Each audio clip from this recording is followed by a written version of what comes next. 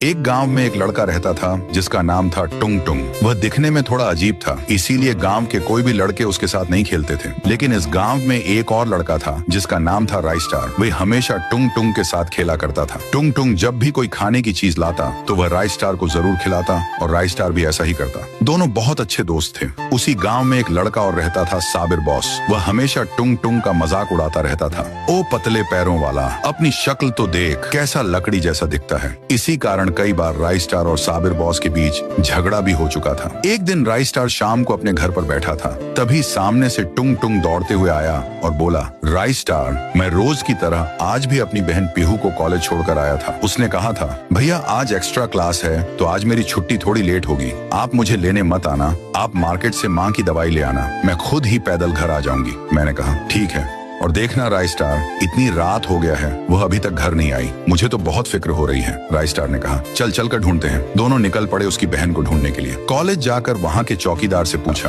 तो उसने बताया, पीहू तो शाम होने से पहले ही यहाँ से चली गई थी। राइस्टार और टुंग टुंग कई दिनों तक पीहू को ढूंढते रहे लेकिन वह नहीं मिली। एक दिन टुंग टुंग अपनी बहन को रास्ते में ढूंढते हुए जा रहा था, तभी उसके सामने साबिर बॉस आ गया और बोला, और कहाँ, तेरी बहन नहीं मिलेगी, वह किसी के साथ भाग गई है। यह कहकर वह उस पर हंसने लगा। ये बात टुंग टुंग को इतनी बुरी लग गई कि उसने ब्रिज से कूदकर अपनी जान दे दी।